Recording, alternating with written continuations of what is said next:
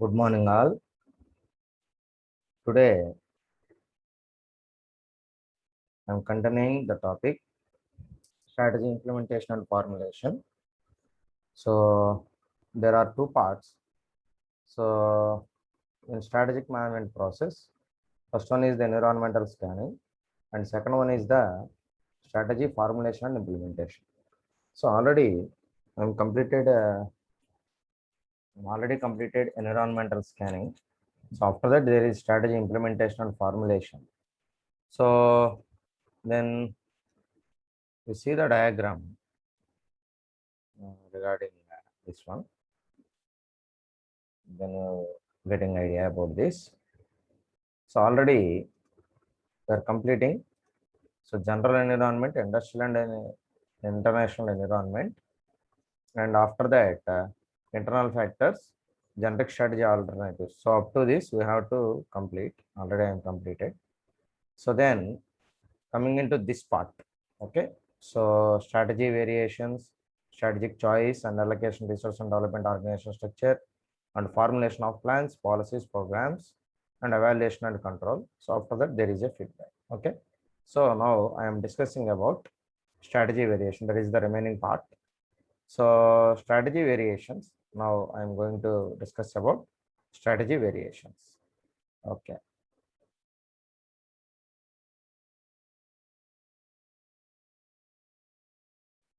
Okay.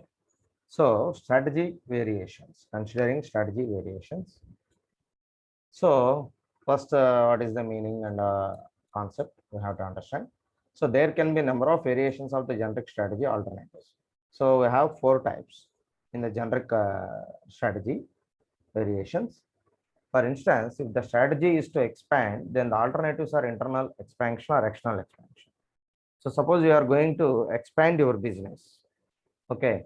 So that means you want to expand your business to new areas or new markets.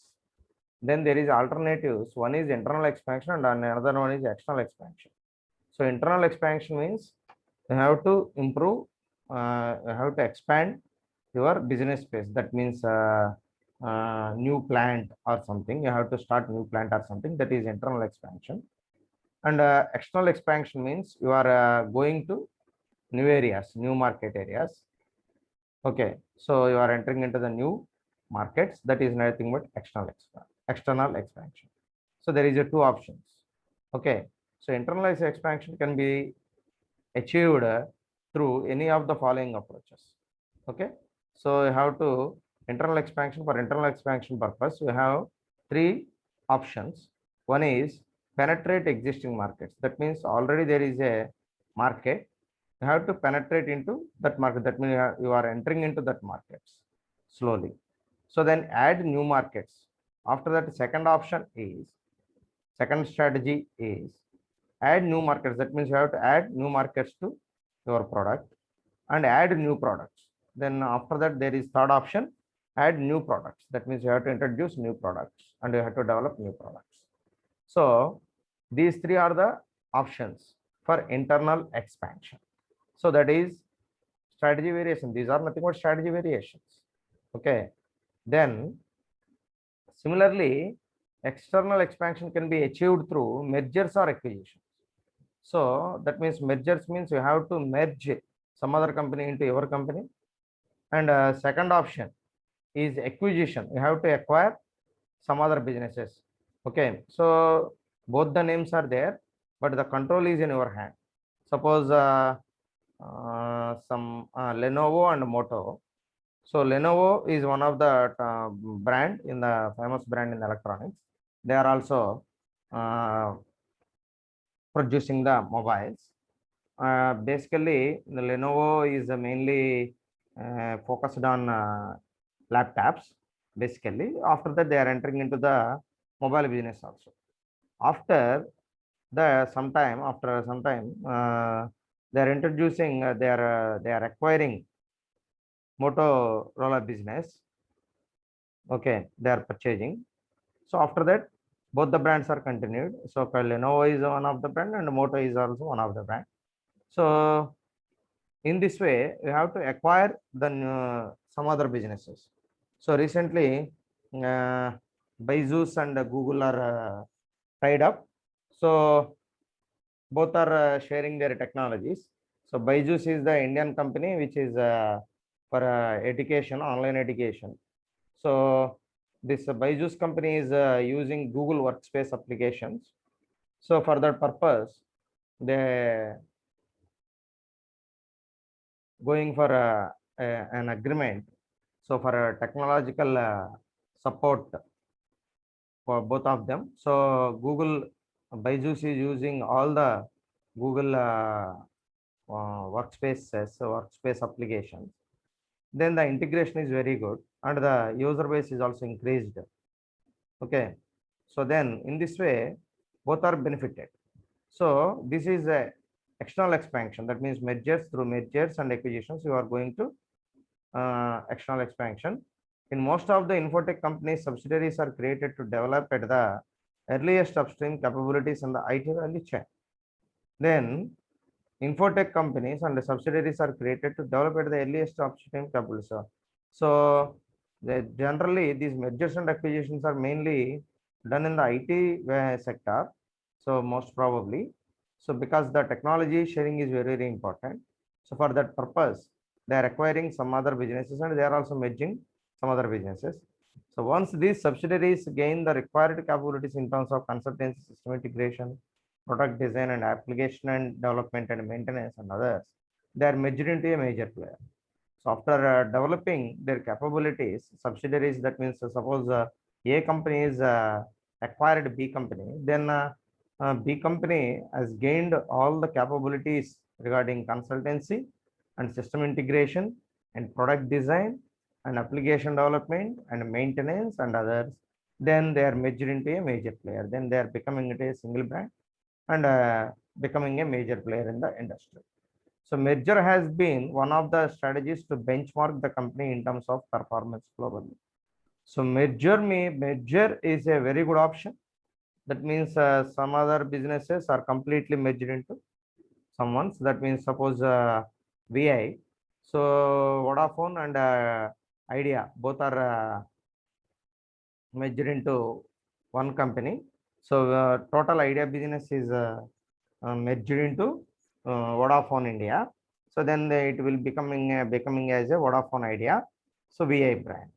Okay. So in this way, both are benefited. So that both are benefited means for Idea there is no brand at all. So and Vodafone is a new brand. They are coming with a new brand VI. So in this way, suppose before you are going to take example of Axis Bank, before that it is UTI. So Unit Trust of India Bank. After that, it will become say it is take over by Axis. So now the name is the Axis Bank name. So UTI is changed into Axis Bank. Then it is going on. Okay. So in this way, mergers and acquisitions are also going to expand our business. Suppose recently Big Basket is the major shares are acquired by Tata. Okay, recently. So Tata company is purchasing major shares in the Big Basket. So now both are the Tata gives support to the Big Basket company. So Tata before Tata company there is no logistics. So remaining all are there.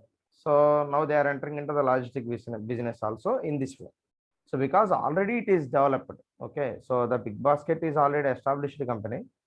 So then there is no problem at all. So otherwise they are started from initial one. That means they are started a new business and acquiring employees and acquiring infrastructure. So and all there is a risky process. So already the Big Basket is a successful entity, a successful company. So then the Tata is ready to acquire that company. That means they are purchasing major shares in that company. So then automatically the key position in the Big Basket is also Tata company because they are the major shareholders. Okay. So in this way, we are benefited with the mergers and acquisitions. So this is very, very good strategy. So similarly, if the strategy is to attain stability, then the alternatives could be internal stability and external stability. So then we need a stability in the strategy. Then there is alternatives, could be internal stability or external stability. In some cases, both may be required, but in some cases only both internal stability and external stability are required. So internal stability of a firm can be achieved through. So how we are achieving internal stability, we have two ways. So seeking production and marketing efficiencies. So then the first option is seeking production. So you have to maintain good production and marketing efficiencies, and you have to perform marketing in a good manner and in an efficient manner. And second option is redefining the existing organizational structure. That means you have to change or redesign the existing organizational structure. That means according to the present situation, you have to change the existing organizational structure. So then external stability can be attained by maintaining market share only. So we are getting external stability is only the way is market share, maintaining market share. You have to maintain market, good market share. So then there is internal or external, related or unrelated, horizontal or vertical, and active or passive. So these are the things, these are the options, both internal or external, or related or unrelated, and horizontal or vertical, or active or passive. So in this way, you are getting external stability. So this is about strategy variations. So after that, next next important thing is strategic choice. So strategic choice is also very, very important. Next phase, next step. Then strategic choice means here the exact strategy is chosen. So after that, you have to analyze all these options. So then strategic variation, after you have to analyze the strategic variations. Then you are choosing a best one or some suitable one. So that is strategic choice, which one you have to choose, which type of strategy you have to choose. So strategic choice involves the decision to select from among the alternatives. So strategic choice is nothing but I have a number of alternatives. Then you have to select any one of them, that is nothing but best strategy. So which one is the best in all the alternatives? Then you have to select that one, which effectively contributes to the business objectives. So that what is the quality of that best strategy is, which is effectively contributes to the business objectives. So what strategy you have to select that will be useful to achieve the business objectives. That is a very, very important thing, very, very important point. So the spade work to be undertaken before making a strategic choice consists of. So before making a strategic choice, what you have to uh, consider is first one is identifying the few viable alternative course of action. So you have to identify few viable alternatives course of action. That means you have to select only few one, identifying only few one. So because you have number of options increased, then there is a confusion which one is suitable. So without confusion, so to so for the purpose of without confusion, then you have to identify few viable. That means which are exactly suitable for our organization and present situation. You have to find out only that one. Then considering the parameters for selection of best alternative. After that, why you are choosing that alternative for a and you are and you felt why it is best strategy for your organization. Then you have to analyze all the factors. Okay, why you have to choose? So it is internal assessment. So internally you have to done the process. So you have to write down all the factors why you are selecting the strategy on a paper. Then after that you have to analyze each and every factor. Then only your choice will be correct. So without any analysis, you are not choosing a good one for your organization. that is not useful for your organization. So that is very, very important point. So then next point is evaluating each alternative on its own merits and in relation to other alternatives. After that, you have to evaluate each alternative on its own merits. Okay. So every alternative has some merits and demerits. So first you have to evaluate each and every alternative its own merits and in relation to other alternatives. So each one having its own merits and relation and in relation to other alternatives. Okay. So for that purpose, every alternative has a merits or merits. Okay. That means each one having some merits and demerits. Which one having the more merits, then you have to select that one. Okay. That's the I think that is a good one. Okay. So first you have to identify the alternatives, and from all the alternatives you have to sort out which one is viable to our organization. So you have to find out some of them. So after that you have to list out that viable things, and after that in the viable things also you have to analyze each and every strategy, what are the merits and what are the demerits. So which one having the more benefits or more merits, then you have to choose that one. Okay.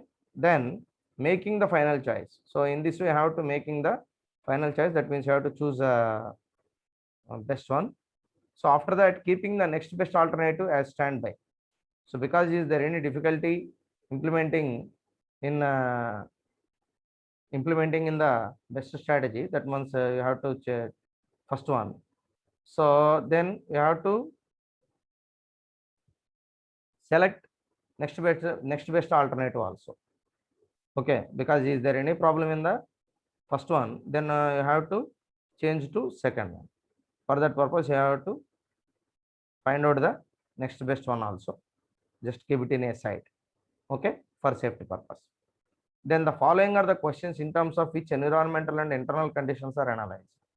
So for this purpose, you have to analyze environmental and internal conditions. Okay.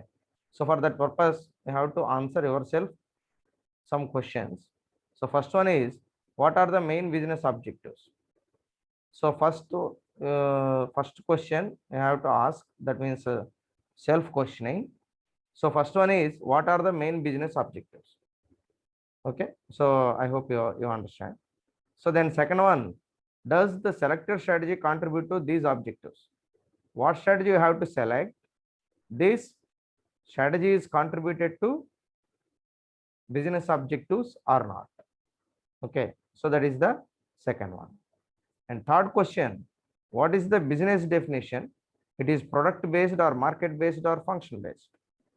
So after this, I have to know about what is the definition of business. That means what type of business we have to done. It is a product based, or it is a marketing company, or it is a function based. So depending upon this, the strategy also changed, and it will be achieved in the future. So what we have to expect that will be achieved in the future or not, you have to analyze this one also. So these are the questions. First I have to self answering. So after that, the decision maker considers different choices closest to the present strategy. After that, the decision maker should consider alternatives for or different choices for which are closest to present strategy. Then you have to find out that one also, that choices also. And in the process, he identifies the most preferred strategy.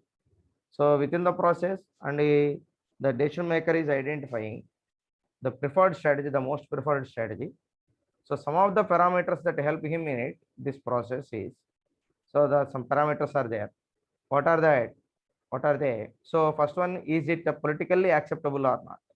So before you have to take any decision, first you have to check these three things important, because these are very, very important. So first one is it politically acceptable or not?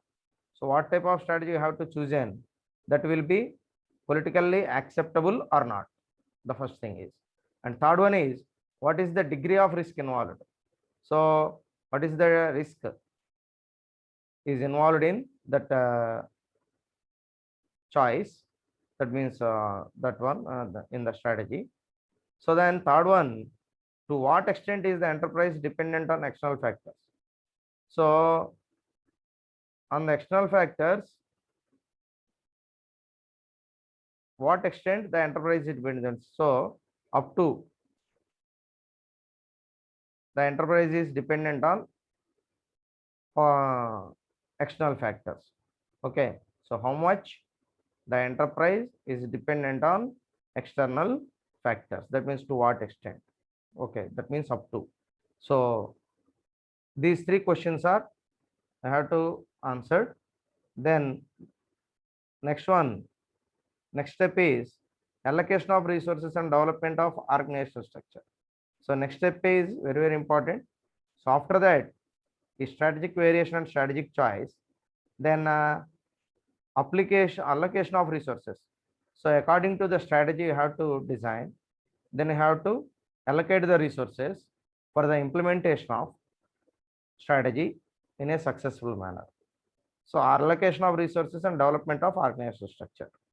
So then the process of strategy implementation calls for an integrated set of choices activities. Okay, so the strategy implementation process calls for an integrated set of choices activities. So it is nothing but a single one. So it is an integrated set of choices activities. So it is that means it is a grouped one. So these include allocating resources, organizing, assigning appropriate authority to the key managers, setting policies and developing procedures. So for the after the within the strategy implementation process, we are allocating the resources and organizing and assigning appropriate authority to the key managers. So we are giving appropriate authority to the key managers. After that, setting policies, you have to set the policies. Then and developing procedures. After that, you have to develop the procedures for implementation of strategy. It is necessary to establish an operative system to reinforce, control, and evaluate a strategy. So after that, you have to establish a new operative system to reinforce. That means you have to reinforce the strategy and control on the strategy and evaluation of a strategy. So for that purpose, you have to establish a operative system. So a good strategy with effective implementation has a higher probability of success. So while you are selecting a good strategy, then ultimately we are getting good result, and there is a higher probability for success. Okay, so then the resource allocation decisions such as which department is sanctioned, how much amount of money and resources in the name of budget and so on. So the resource allocation decisions is mainly based on so how much amount we have to allocate for each and every department. Okay, so that means which department is sanctioned, how much amount of money, so how much amount you have to issue for a department, and resources, how many resources you have to given. So in the name of budget, so this money is allocated in the name of budget and so on. Set the operative strategy of the firm. So after that, you have to set the operative strategy of the firm. So budgets are formulated after a series of negotiations across different levels in the organization. So budgets is not a simple issue. So you have to first take the requirements of each and every department, and after that you have to negotiate each and every department. So I'm allocating only this money because there is a scarcity of the funds. So then each and every department you have to the management take the opinions and suggestions. So under negotiations, so suppose we are we required 20 crores because that much amount is not there in the organization. Then the negotiation, that means bargaining. So that much amount we are unable to issue. So only this much amount only I have to issue. So in this way, there is a negotiation. So across different levels in the organization. So after that, budgets may be of different types. So budgets are different: corporate budgets, capital budgets, departmental budgets, sales budgets, expense budgets, and other. So corporate budgets means total company budget. So capital budgets are how much amount you have to require to run a business, and departmental budgets for each and every department, how much amount they are required, and sales budget for the sales purpose, how much budget it is required, and expense budgets. So for the purpose of expenses, how much budget you have to allocate. So in this way, the budgets are allocated in a different ways for different requirements. So next step is formulation of policies, plans, programs, and administration. So next step is formulation of policies, plans, programs, and administration. So in this, the resources allocated are said to be well utilized only when they are well monitored for this purpose. It is essential. So after that, it is very important. So the resources allocated are said to be well utilized only when they are well monitored. So just you have to develop the strategy and implementation of the strategy, then you are not able to get the good result. So after that, you have to implement any type of strategy, then you have to monitor. So what is the result? Okay. So then only you understand the situation, and the people who are maintaining them, they are also identified. Okay. So otherwise, you can't do anything. So then for that purpose, so that is well monitored. So for this purpose, it is essential. So for this purpose, what are the essential things are? First one, to develop policies and plans. So you have to develop the policies and plans, and to assign or reassign leaders the tasks and decisions to support the chosen strategy. So after that, to assign or reassign leaders the tasks and decisions to support the chosen strategy. After that, you have to assign or reassign the leaders to take the decisions and support the chosen strategy. So who are the suitable persons for implementation of the strategy? Then you have to assign them the tasks, and generally they are the leaders. Okay. So then, to provide a conducive environment in the organization through proper administration to achieve the given objectives directly and indirectly. So after that, so there is a conducive environment to provide a conducive environment in the organization. So for the proper administration to achieve the given objectives directly and indirectly. So you have to achieve the objectives directly or indirectly. Okay. For that purpose, you have to maintain a cooperative environment. Okay. So conducive means cooperative environment in the organization. Okay. So then the implementation of the strategy becomes easy when the organization.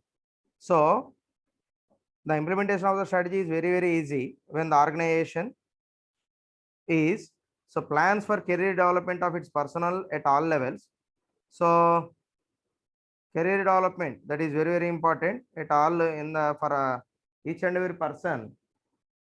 They are planning for career development. And second one is applies organizational development concept in its normal functioning.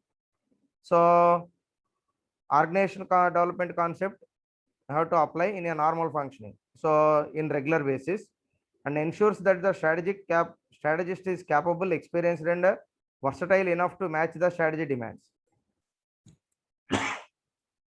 So we required a strategist is a capable and experienced and versatile. So multiple skills, he requires multiple skills, then only he matches the strategy demands. Okay, so these three are required. Then after that, last step is implementation, evaluation, and control of strategy. So evaluation is the important phase, last phase in the strategic management process. So you have to evaluate the strategy. So whether it is success or failure, or is there any problem or any deviations in the evaluation, in the implementation of the strategy. So it is suitable for our present situation and it is suitable for our organization or not. So what is the result of after implementation of the strategy? So according to the result, you have to analyze whether it is a success or a failure. So if it is a success, there is no problem at all. So whether it is a failure, then you have to take a corrective actions and you have to change the strategy. So you have to change the complete strategy or in a partial. That means only the problems which are there in the strategy, then you have to focus on them and you have to remove them. Okay. So the control process requires identifying a set of parameters for evaluating and measuring the performance at the individual level and also at the department level. So the control part is mainly focusing on identifying a set of parameters for evaluating and measuring the performance.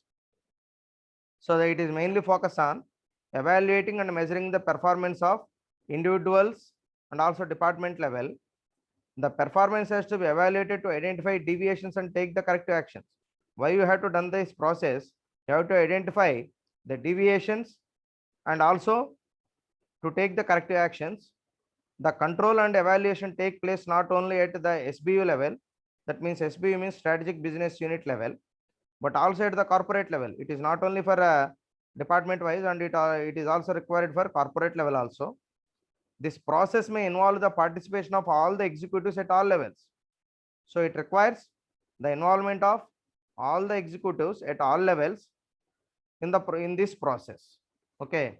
So then corrective actions are required where the evaluation reveals deviations between the actual performance and the projected one over a given period of time. So corrective actions are required whenever the evaluation reveals deviations. So in the evaluation, we have to find out the deviations between the actual performance and the projected one. So already we are setting some target. So that is the standard one. So the actual performance, that means actually done by the worker, then you have to compare each of them. So both of them over a given period of time, then you have to understand what is the deviations and what is the deviation in the actual performance of the and the standard one. So in this way, you have to analyze the performance of the employee, whether it is a good or bad. Then according to that, you have to take the feedback of the employees and also you have to give the feedback from your side. So is there a suppose in the performance of the employee there is a problem, then you have to find out that problems. Then you have to tell that problems to the employee, particular employee. So in this area, you have to face a problem. That means you feel it is a problematic or it is a difficult. So or is there any problem, personal problems and some things? Then you have to discuss all of them with the employee and you have to give the feedback and also you have to take the feedback. So is there any changes required? Then you have to give the suggestions to employees and finally you are getting a good result from the selection of, and that means with the implementation of a strategy. Okay, so this is about. So after that, the evaluation system provides a feedback to the entire strategic management process. So in the evaluation system, it provides a feedback to the entire strategic management process, such as follow-up calls for good objectives and performance standards, effective rewards, and accurate and complete feedback. So managers should have total access to every type of information they look for so that they can focus on object-oriented performance. So object-oriented performance, they are mainly focused on object-oriented performance. So this management information system and management by objective systems can be useful tools for managers to assess the to evaluate the strategy implementation process. But as with any system, effective application requires hard work on the part of the staff at different levels. So you have to any type of system, but there is a need of hard work of the each and every employee, then only we are getting a success and we are implementing a strategy in a successful manner. Okay, so this is about strategy, implementation and formulation.